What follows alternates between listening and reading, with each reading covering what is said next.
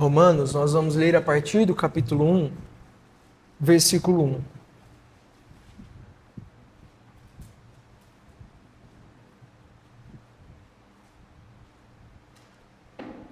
Irmãos, a palavra de Deus diz assim: Paulo, servo de Cristo Jesus, chamado para ser apóstolo, separado para o evangelho de Deus, que ele no passado prometeu por meio dos seus profetas nas Escrituras Sagradas.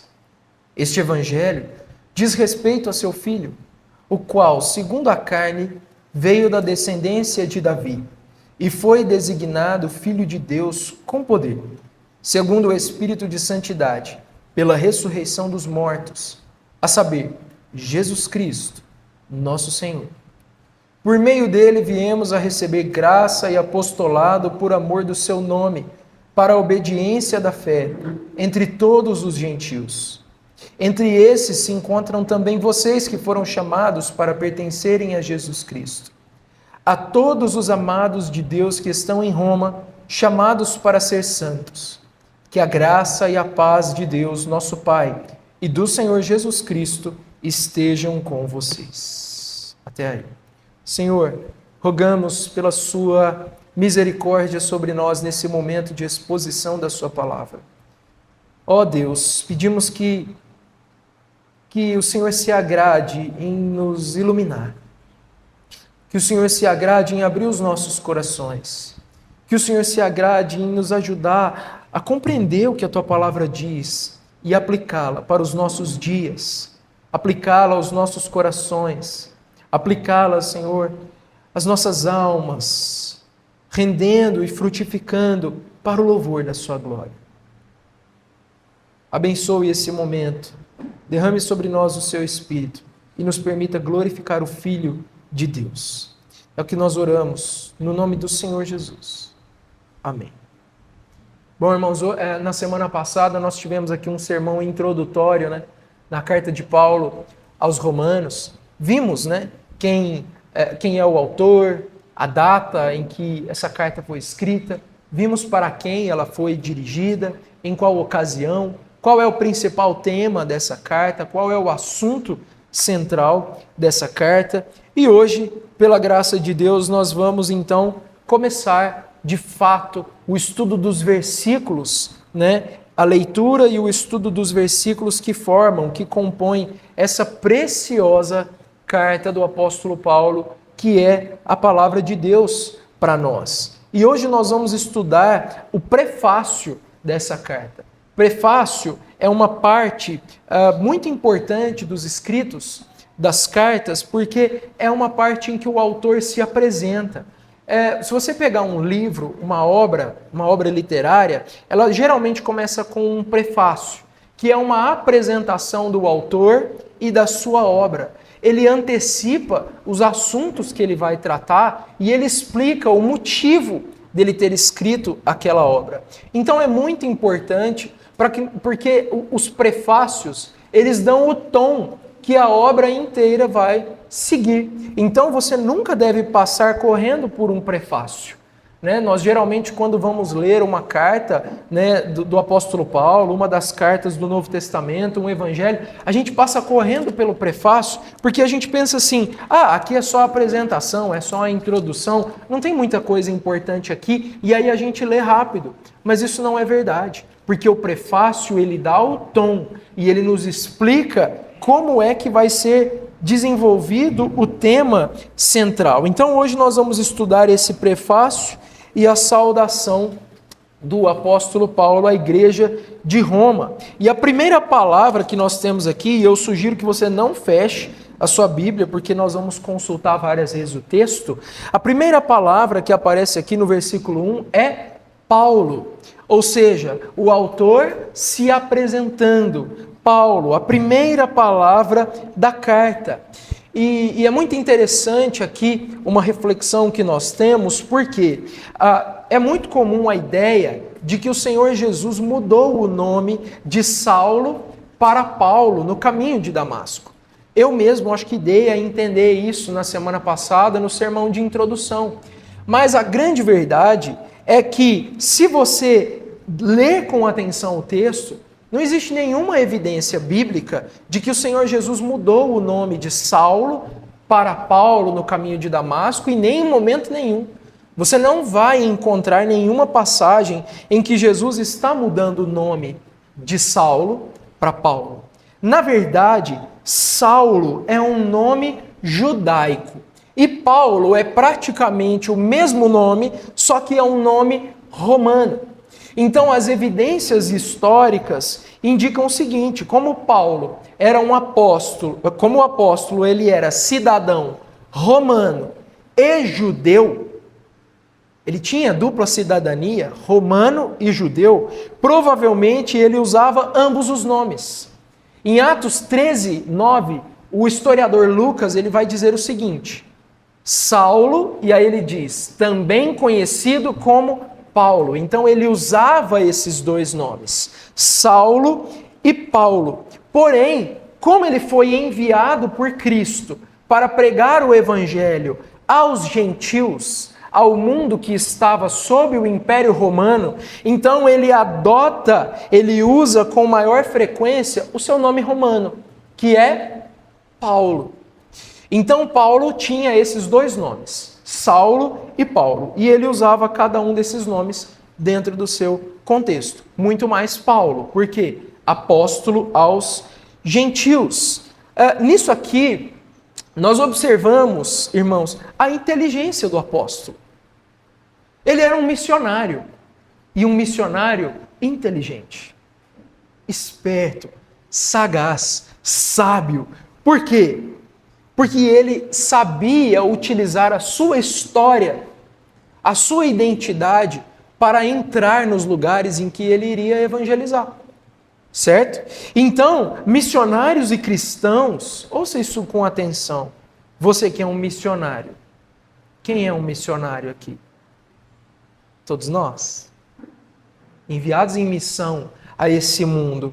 Missionários, cristãos, não devem achar que a sua história tem que ser jogada no lixo no momento em que eles se convertem. A sua vida pregressa não tem que ser inteiramente descartada no momento em que Cristo te chama. Pelo contrário, o Senhor pode usar a sua história, o Senhor pode usar as suas habilidades, o Senhor pode usar a sua identidade a serviço do reino. Um contador se torna cristão. Ele vai abandonar a contabilidade e vai virar missionário em tempo integral. Não. Ele vai usar a contabilidade, a sua ciência, a sua habilidade para a glória de Deus. Fazendo a contabilidade da igreja, de uma comunhão de igrejas, por exemplo, servindo a Deus com o seu ofício. Um barbeiro, imagina que bênção, um barbeiro crente. Quantas pessoas não sentam naquele divã todos os dias? A história não é descartada, o serviço não é jogado fora. Dentistas. Eu conheço a história de um irmão que ele é um pastor, mas ele também é um dentista. E ele se inscreve em programas como Médicos Sem Fronteiras. E ele vai, e ele entra em países em que o cristianismo não entra. Mas ele entra, não como pastor, como dentista. Faz procedimentos odontológicos em crianças e prega o evangelho. E assim o reino de Deus avança a partir das nossas habilidades. Então isso nós aprendemos com o apóstolo. Outra coisa que ele diz é que ele é um servo. Ainda no versículo 1, ele se intitula como servo. A palavra servo vem do grego doulos. E doulos significa escravo, indicando alguém que está em uma posição de serviço, em uma posição servil, alguém que se rendeu completamente à vontade de outra pessoa, de um senhor. Essa palavra servo indica devoção total, devoção integral, sugerindo que o servo está completamente à disposição do seu senhor. O escravo está a serviço do seu senhor. Calvino vai dizer que essa palavra ela é frequentemente utilizada para descrever um ministro. Olha que interessante isso. Olha que importante isso para o nosso tempo. Paulo não começa a carta dando uma carteirada. Ele não começa dizendo assim, preste atenção no que eu vou dizer porque eu sou um apóstolo. Ei, ouçam, olha a posição que eu ocupo, honrem-me. Eu sou digno, vocês devem me ouvir, porque eu sou uma pessoa especial. Ele não impõe um título, ele não impõe o título de apóstolo ou de um homem extremamente espiritual. Ele não se usa de marketing pessoal, ele não usa de estratégias para melhorar a sua imagem e nem apresenta as suas credenciais de apóstolo para tentar convencer as pessoas com argumentos. Não, ele começa se apresentando como um servo, como um escravo, um homem de condição humilde, rebaixada, servil, mas que serve a um Senhor de posição exaltada, servo de Cristo Jesus. Então o seu Senhor é quem deve ser exaltado.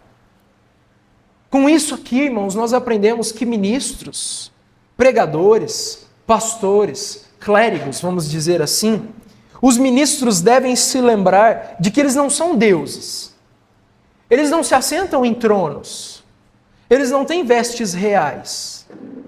Eles são apenas servos da palavra e devem agir como servos da palavra. Arautos. Na antiguidade, quando um rei o imperador, ele chegava para visitar uma localidade, o seu reino, na sua frente ia um arauto. O arauto ia proclamando o decreto real e dizendo que o rei estava chegando ali naquela região.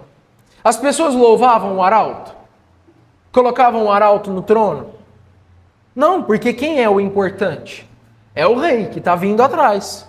Então os ministros são arautos, eles não são os reis, eles não são deuses. E isso aprendemos com o apóstolo que se diz servo. Servo de quem? Servo de Cristo Jesus. Nós vamos voltar na expressão Cristo Jesus depois, mas agora nós vamos ver o seguinte: Paulo diz que ele é chamado para ser apóstolo. Chamado para ser apóstolo, e em seguida ele vai dizer, separado para o Evangelho de Deus. Olha só, nesse início, Paulo já declara que ele não está escrevendo essa carta como um ministro comum. Ele é um servo, mas ele não é um servo comum. Ele não é um ministro comum. Alguém meramente qualificado, que estudou muito. Alguém meramente que se tornou uma pessoa de uma posição elevada. Não, agora ele nos diz que ele foi chamado para ser um apóstolo. A palavra apóstolo significa mensageiro. Mensageiro. Mas ela é utilizada aqui e nas cartas paulinas e também nos evangelhos para designar um grupo seleto de pessoas. Quem faz parte desse grupo chamado de apóstolos? Todos os discípulos? Não. Há 12 pessoas que ocupam esse grupo. 12 e mais um. 12 e Paulo. Nós devemos notar aqui que Paulo, então, ele é uma pessoa que ocupa uma posição específica no corpo de Cristo. A posição de um apóstolo, que é um grupo seleto de pessoas que o Senhor chamou. Vejam, ele diz chamado para ser apóstolo. Ou seja, o título de apóstolo não é algo que veio dele. Não é algo que a igreja deu para ele. Não foi a igreja que deu esse título para Paulo. Não foi ele que se designou um apóstolo. Ele diz que ele foi chamado. Chamado pelo Senhor Jesus Cristo, que o chamou pessoalmente. Segura em Romanos 1 e abre em Gálatas capítulo 1.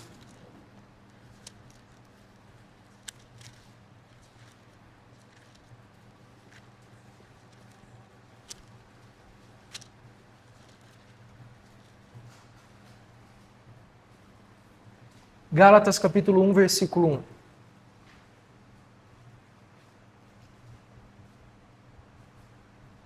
Diz o seguinte, olha só, é o prefácio da carta aos Gálatas, e ele vai explicar o quê?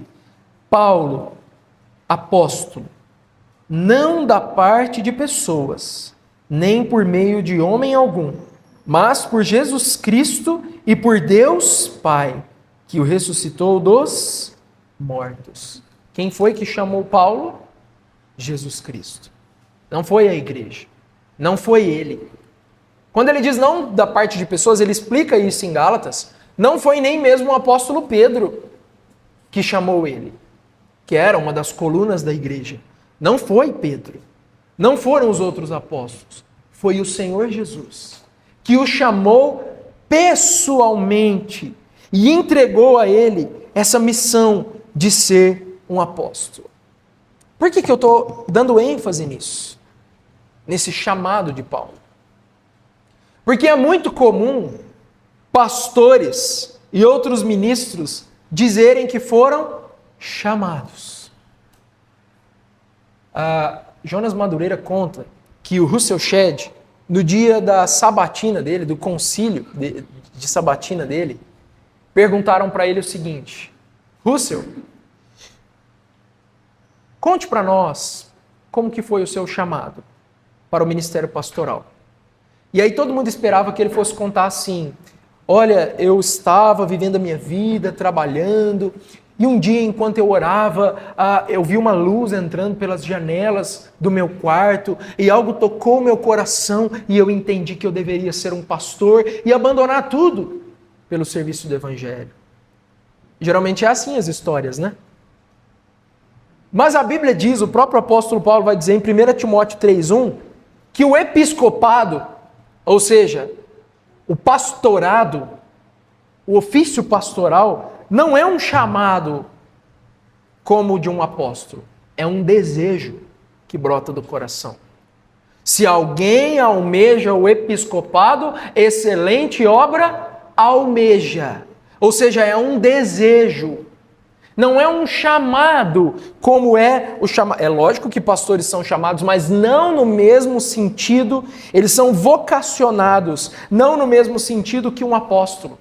Porque os apóstolos, eles não tinham o desejo de ser, mas eles foram chamados. Levi, ou Mateus, vem e me segue. Quem consegue explicar um negócio daquele? Cobrador de impostos, ele deixa a coletoria e vai seguir Jesus. Vai chamar Tiago, João, André, Pedro, estão ali lavando as redes. Vem e me segue. E o texto diz que eles deixaram as suas redes e o seguiram. Chamado. Apóstolos foram chamados. Qual é o chamado deles? Lançar os fundamentos da fé cristã. Estabelecer as bases da igreja. É esse o chamado dos apóstolos.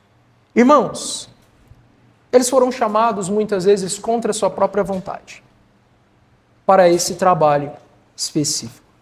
Nesse sentido, nós devemos estabelecer de forma muito séria, e é importante nós termos muita seriedade nisso. É importante estabelecer que não existem mais apóstolos hoje. Não existe mais esse cargo na igreja, esse dom na igreja, essa função. Não há ninguém que tenha visto Cristo Jesus ressuscitado pessoalmente e que tenha sido chamado pessoalmente por Ele. E é interessante porque se você for ver o testemunho de um dos apóstolos atuais, o que eles vão dizer? Não, Jesus Cristo me chamou. Jesus Cristo apareceu para mim. E aí você deveria perguntar, quem viu? Quem mais viu além de você? Quem poderia testemunhar desse chamado? Uma testemunha confiável. Que poderia dizer que viu o Senhor Jesus aparecendo para você e o chamando. Outros vão dizer que eles são os sucessores dos apóstolos. Irmãos, Não há mais nenhum apóstolo hoje. Por quê? Porque a necessidade apostólica desapareceu. A igreja ainda precisa lançar os seus fundamentos? Sim ou não? Não. Quando você vai construir um edifício, você só lança o fundamento uma vez. Depois você edifica. A igreja precisa de ser edificada? Precisa, mas ela precisa de ter os fundamentos lançados? Precisamos de apóstolos? Não, até nós precisamos, mas dos apóstolos que já lançaram os fundamentos. A igreja já teve os seus fundamentos estabelecidos. Não existem mais apóstolos hoje. Se você conhece algum apóstolo, vou dizer o que um pastor batista disse. Ou você está diante de alguém enganado, muito enganado, ou você está diante de um enganador. Porque apóstolos não existem mais. Calvino, ele vai dizer o seguinte, se referindo ao papado. O ponto, porém, a ser observado é que a função de um apóstolo consiste na pregação do evangelho. Esse mesmo fato prova o absurdo. Olha aqui, que homem carinhoso. Esse mesmo fato prova o absurdo daqueles cães raivosos, cuja mitra, bastão e pretensões similares são suas únicas marcas distintivas, mas cuja glória, vanglória, consiste em dizer que são sucessores dos apóstolos. Aqui Calvino chacoalha o papado e diz o seguinte: dos apóstolos vocês têm a mitra, o bastão, vocês se assentam num trono, mas vocês não têm o evangelho. Essa é uma glória vã. É uma glória vã. Vocês se dizem sucessores dos apóstolos. Fuja dos apóstolos atuais. Fuja daqueles que se dizem a linhagem dos sucessores dos apóstolos. Porque os fundamentos já estão lançados. Outra coisa que devemos aprender aqui é que uma igreja verdadeiramente apostólica, se diz muito, a igreja apostólica fulano de tal. Igreja apostólica tralalalala. Uma igreja verdadeiramente apostólica é aquela que está construindo sobre o fundamento dos apóstolos. Sobre o fundamento deixado pelos apóstolos. E não sobre um novo fundamento. E não sobre uma nova tradição. E não sobre uma nova revelação. Mas é isso que os apóstolos modernos fazem. Eles recebem novas revelações e eles querem edificar a sua igreja sobre elas. Por fim, o apóstolo Paulo vai dizer que ele foi separado para o evangelho de Deus. É interessante isso aqui. É interessante ele dizer que foi separado. Por quê? Porque Paulo, ele era um fariseu. E a palavra fariseu significa separado. Mas separado dos pecadores, separado dos ímpios, separado daquela plebe ignara, povo ignorante, nós somos separados, melhores. Agora Paulo ressignifica isso, dizendo que se antes ele era separado, no sentido de que ele era um arrogante, agora ele é separado, ou seja, para pregar, designado, apartado, escolhido, para pregar as boas novas do reino de Deus para todas as pessoas. Olha como Cristo muda a história de alguém. Olha como Cristo muda o propósito da vida de alguém. Olha como Cristo dá sentido para a nossa história. Antes fariseu, agora separado para o evangelho. E aí a gente chega no ponto central dessa mensagem de hoje. O que é o evangelho? Qual é o foco central do evangelho? Isso nos traz ao ponto principal do prefácio da carta. Nós analisamos o nome de Paulo, o seu chamado, os termos que são usados aqui, mas o mais importante disso tudo está nos versículos 2 em diante. Qual é o objetivo do evangelho? Onde está o foco do evangelho? E o apóstolo coloca alguns pontos que merecem muito a nossa atenção. Então preste muita atenção. Vamos nos debruçar sobre esse texto, porque ele traz coisas interessantes e muito relevantes. Primeira coisa que o texto diz sobre o Evangelho é que no passado ele foi prometido pelos profetas. Olha só, vamos ler o versículo. Versículo 2: que ele, no passado, prometeu por meio dos seus profetas nas Escrituras sagradas. O Evangelho, primeiro nós devemos observar que o Evangelho não é uma novidade. Veja bem, Paulo, quem fundou a igreja de Roma? Quem fundou, Gilmar, a igreja de Roma? Não foi Paulo. Ele nunca foi lá. Ele não conhece essa igreja. Ele não conhece esses irmãos. Mas ele está mandando uma carta, que é uma espécie de carta de recomendação, preparando o terreno para quando ele for lá. Se esse homem manda uma carta ensinando um monte de novidades, de coisas nunca antes vistas na fé, ele não ia ser recebido pela igreja de Roma. Certo? Os cristãos lá não receberiam ele. E é interessante porque o apóstolo Paulo, ele era acusado pelos judeus de ensinar novos conceitos, de ensinar coisas que destruíam a fé judaica.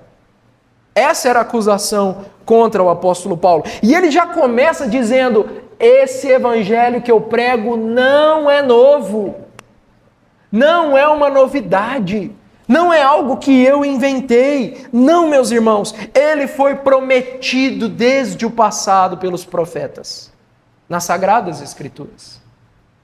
Ou seja, Abraão, Moisés, Davi, Elias, os que são literalmente profetas, eles viveram na expectativa de uma promessa muito antiga que Deus tinha feito. Que promessa é essa? Gênesis capítulo 3, versículo 15.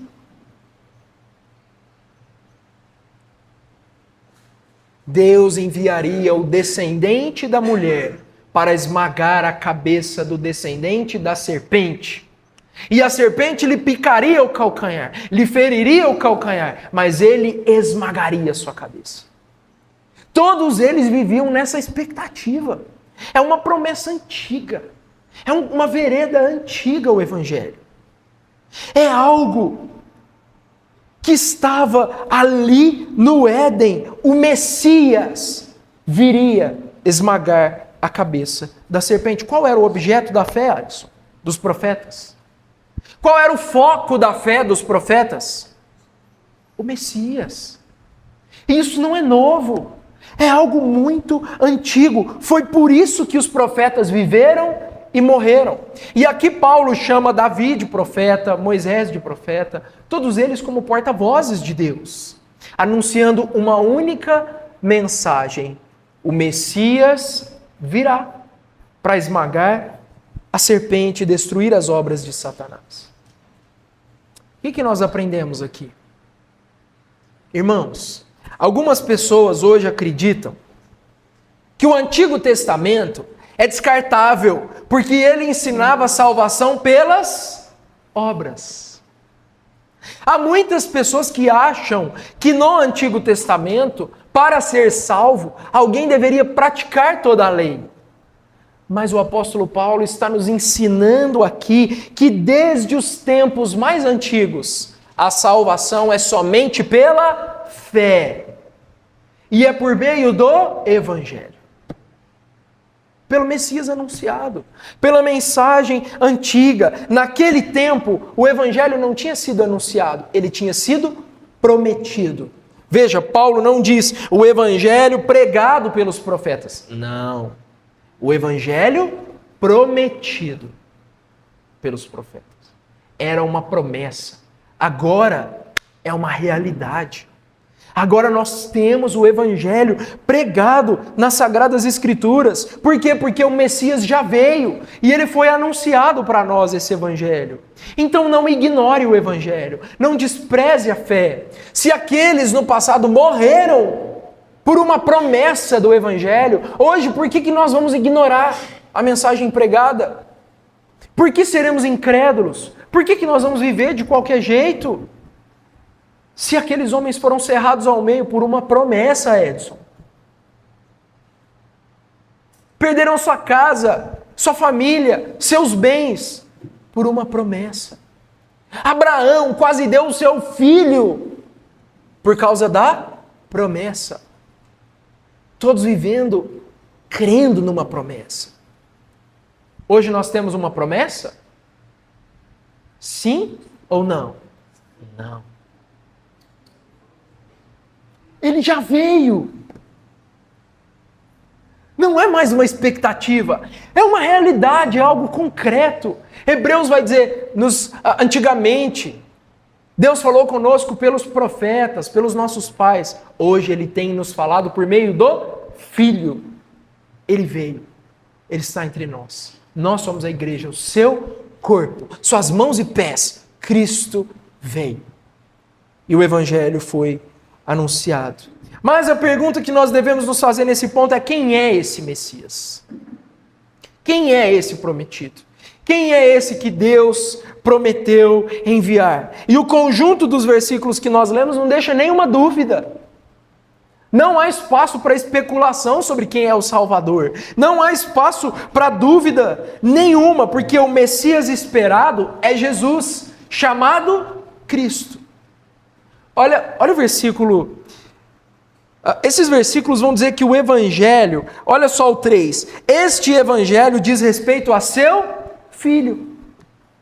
Ou seja, esses versículos deixam claro que o Evangelho é inteiramente centrado e focado na pessoa de Jesus Cristo. Volta no versículo 1. E preste atenção no que Paulo vai dizer aqui. Eu não sei como que está na sua Bíblia, mas ele diz o seguinte: Paulo, servo de... O que está aí na sua Bíblia? Teve duas respostas diferentes. Algumas pessoas disseram Jesus Cristo e outras disseram Cristo Jesus. O que está no original? No grego. No grego. No original. Paulo inverte. E ao invés de escrever Jesus Cristo, ele escreve Cristo Jesus. Por que ele inverte? Aí é aquela coisa, né? Irmão, é só um prefácio, né? Vamos ler rapidinho aqui, porque a gente quer chegar lá no capítulo 3. A gente quer chegar em Romanos 8, né? Queremos 11, profundidade da... Gente, você não vai chegar na profundidade das riquezas se você não analisar o que tem antes. Se você não cavar, você não vai chegar na profundidade. Por que ele inverte? Ao dizer que ele é um servo, ele não diz Jesus Cristo, ele diz Cristo Jesus. Jesus é o nome que o Filho de Deus recebeu ao nascer, certo? Conforme o anjo anunciou a Maria, ele disse: lhe darás o nome Jesus. Jesus. Veja, devemos observar que o anjo não diz: lhe darás o nome Jesus Cristo. Lhe darás o nome Jesus. Ou seja, Cristo não é o sobrenome de Jesus. Jesus não veio de uma família que o sobrenome era Cristo. Ele é filho de Maria, Cristo, com José, Cristo, que é filho de não sei quem, Cristo. Não é o sobrenome dele. Cristo, a palavra Cristo, ela vem do grego Christos, que significa ungido. A palavra Cristo significa ungido, e ela era utilizada na Septuaginta, que é o Antigo Testamento, no grego, utilizada pelo povo de Deus para se referir ao Messias. Então, quando eles pensavam no Messias, eles diziam: logo vai vir o Cristo. Então, quando Paulo inverte isso, ele está dizendo para nós duas coisas. Jesus, essa pessoa, o filho de Maria, o filho do carpinteiro, ele é o Messias. Ele é o ungido. É por isso que Jesus é chamado de Cristo. Jesus, o Cristo. Na igreja cristã, muitas vezes nós chamamos ele apenas de Cristo. Por quê? Porque ele é o Messias, o ungido, o escolhido pelo Pai para ser o Messias. E ao fazer essa inversão, chamar ele de Cristo Jesus, Paulo está colocando toda a primazia, Paulo está dando toda a atenção e colocando toda a importância na missão de Jesus. Ele está colocando toda a importância naquilo que o Senhor veio fazer. Ou seja, o apóstolo, irmãos, desenvolve a cristologia dele ressaltando a humanidade e a divindade de Cristo. Irmãos, nós analisamos 2 versículos. Olha que coisa profunda isso aqui, a mente desse apóstolo. As pessoas recebiam uma carta dessa de Paulo, elas ficavam perplexas. Geralmente as cartas não tinham um prefácio tão longo assim. Era basicamente fulano de tal para ciclano de tal e entrava no assunto. Mas Paulo desenvolve uma cristologia muito elevada no seu prefácio. E isso era utilizado por autores na época para qual finalidade? Para mostrar, para argumentar, para persuadir que aquilo que ele ia falar era importante. E Paulo está fazendo isso e trazendo para nós a divindade e a humanidade de Cristo. E é isso que você deve procurar em qualquer pessoa que se diga um Salvador. Há muitos por aí que se apresentam como Messias, não é verdade? Jesus não disse isso? Muitos naquele dia, nos últimos dias, virão se dizendo o Cristo, se dizendo o Messias. O que você deve procurar neles? Humanidade e divindade. Por que humanidade, senhor? Porque para nos substituir, o Salvador precisa de ser homem. E por que divindade? Porque somente sendo Deus para suportar o fardo dos nossos pecados. Quem subsistirá diante do Senhor? Se tu, Senhor, observares iniquidades, quem ficará de pé? Como que um Salvador meramente homem ia ficar de pé? Seria destruído. Vamos ver então, rapidamente, a humanidade e a divindade de Cristo nesses versículos. Primeiro, versículo 3. O qual, segundo a carne, veio da descendência de Davi. Paulo prova a humanidade do Senhor Jesus por meio da sua árvore genealógica. Ele é um descendente de Davi. Se nós olharmos para a árvore genealógica do Senhor, aonde que está essa árvore genealógica? Mateus capítulo 1.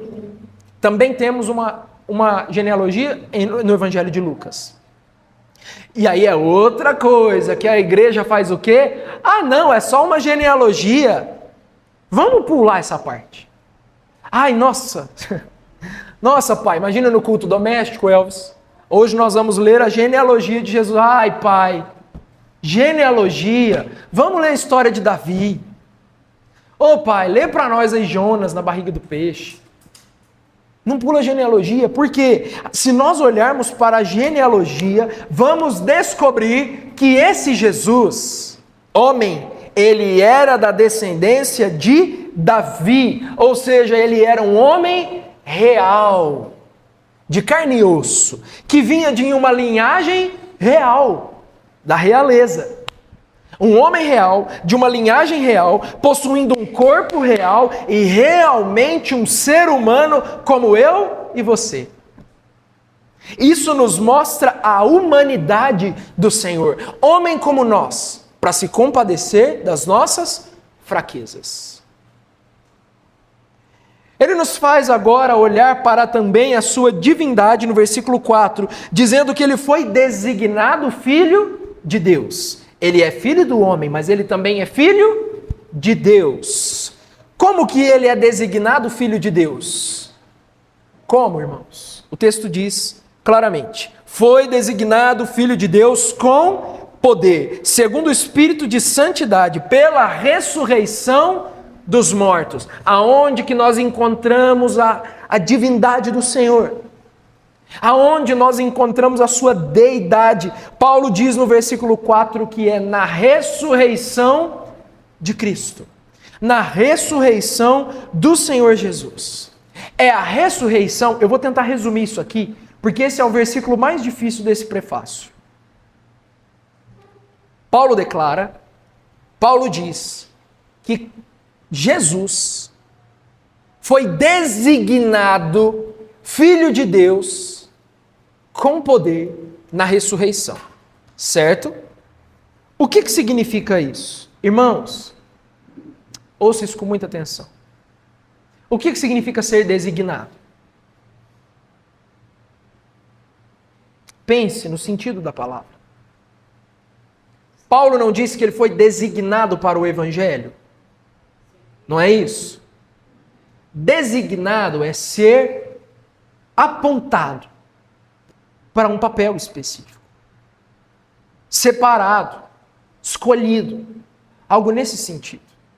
Algumas traduções não usam a palavra designado. Talvez na sua esteja declarado. Dá uma olhada aí. Declarado. Algumas traduções vão dizer declarado. É uma boa tradução. Por quê? Não significa que Jesus se tornou Filho de Deus na ressurreição. Não, ele é Deus pré-existente. Ele já existia desde a eternidade, o Filho de Deus. O que acontece na ressurreição é que ele é declarado, apontado, mostrado para o mundo inteiro como sendo o Filho de Deus. Num processo judicial, existe um tipo de ação chamada declaratória, certo? Quando você entra com uma ação declaratória, por exemplo, declarar a paternidade. O homem se torna pai quando o juiz declara? Não. O juiz está apenas reconhecendo uma realidade, não é assim? Temos um doutor aqui para nos ajudar nesse momento. É isso? A ação declaratória, ela só declara uma realidade que já existe. Só reconhece. Ou seja, a ressurreição, ela declara de maneira final, de maneira definitiva e de maneira poderosa a divindade do Filho de Deus.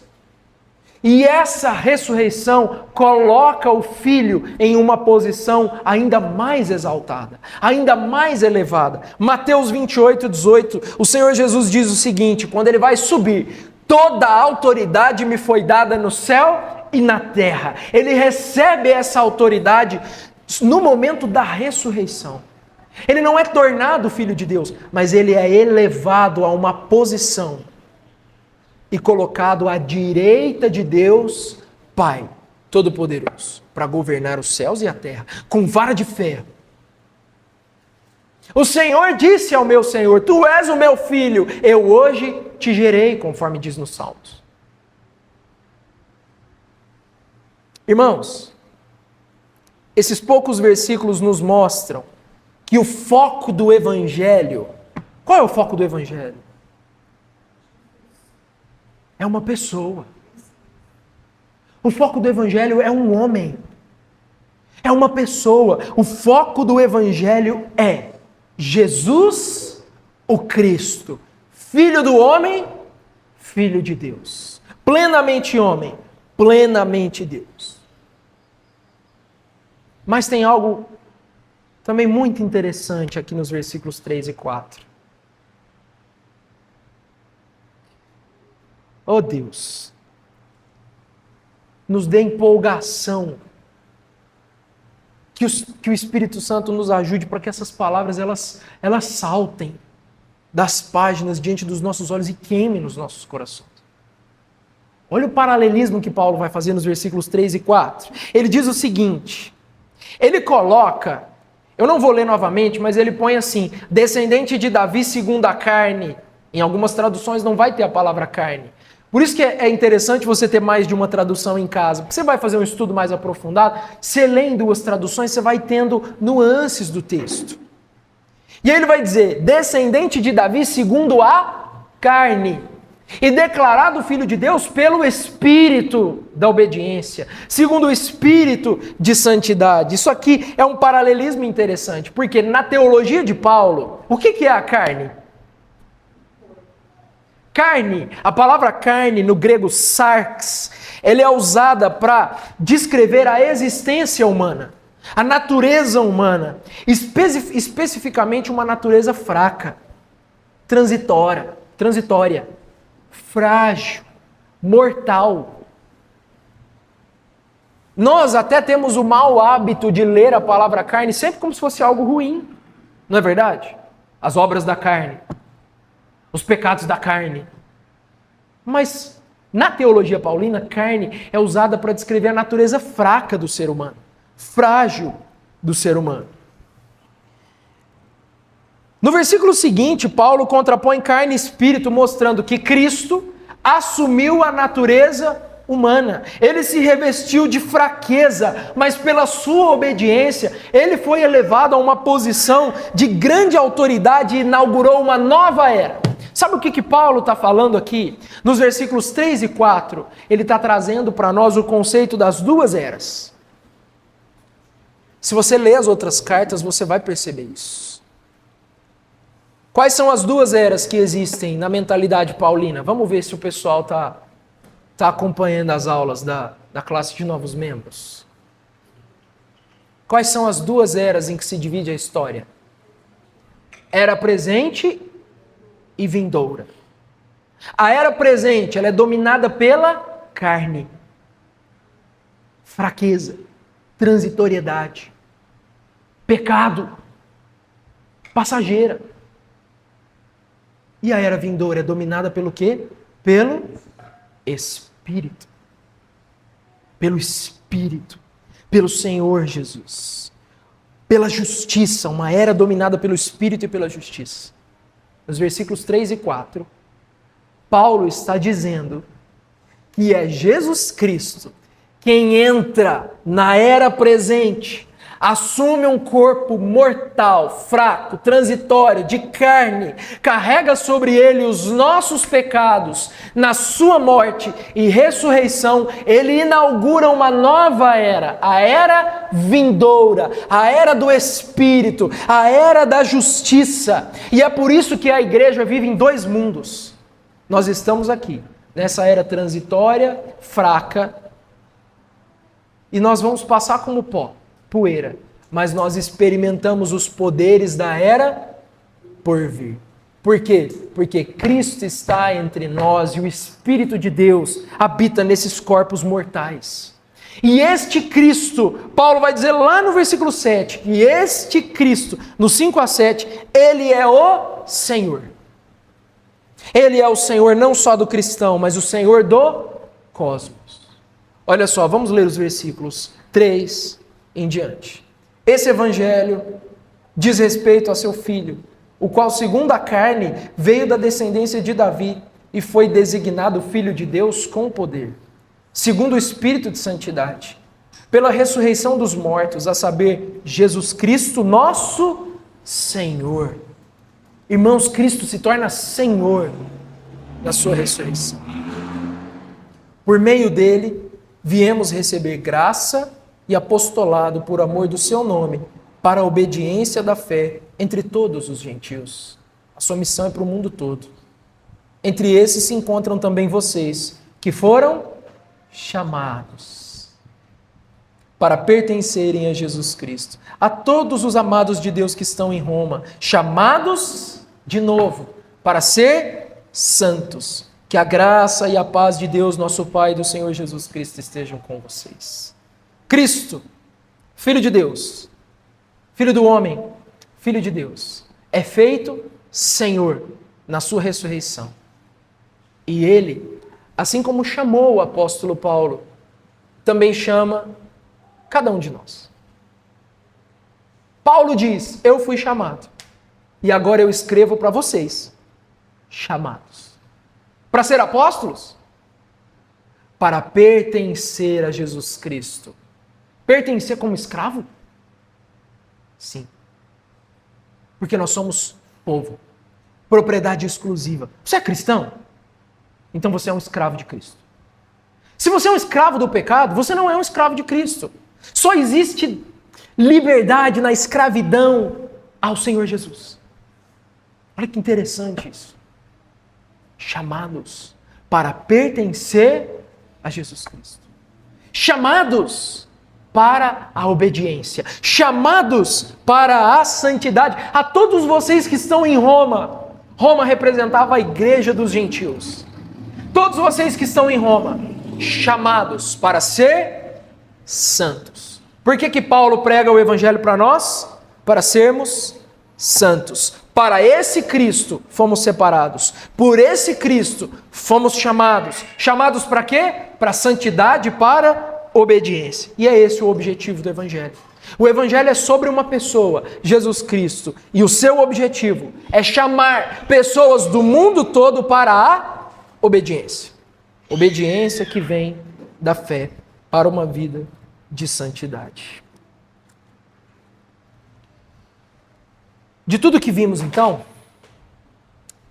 o que nós podemos resumir para concluir esse prefácio? Irmãos,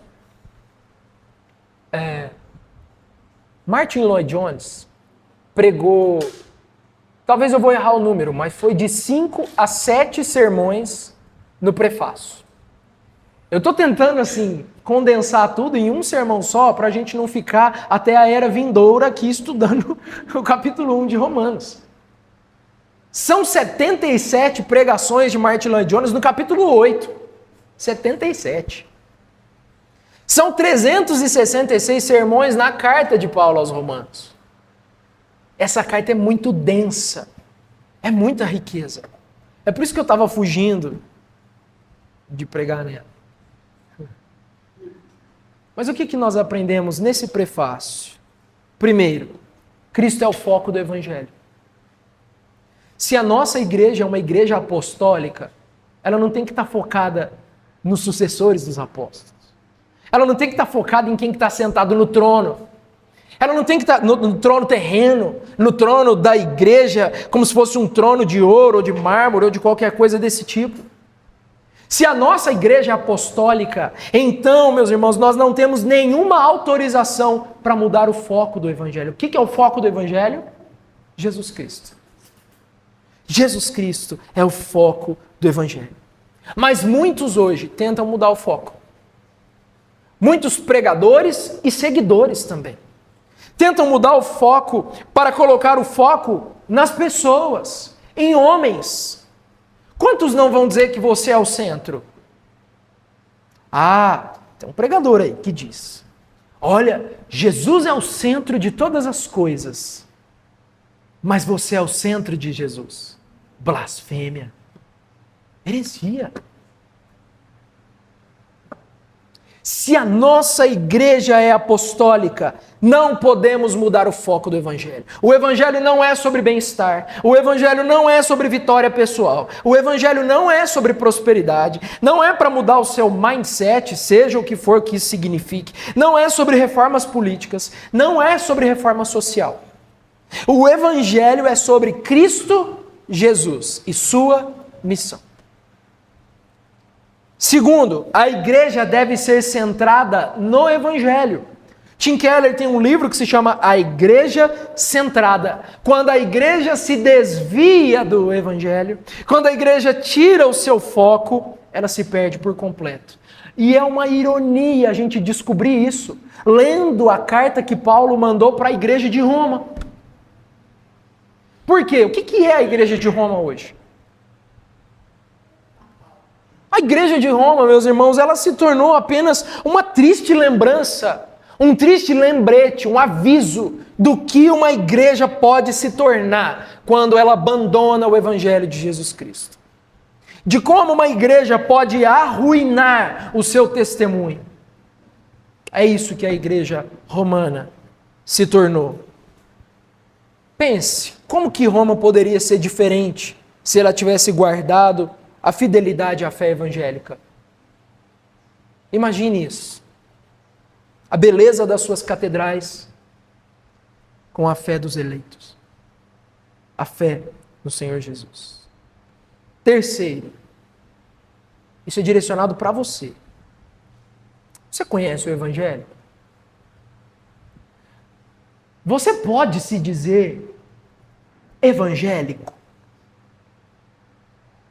As pesquisas indicam que os evangélicos não param de crescer, não é verdade? Os evangélicos, há expectativas de que serão maioria.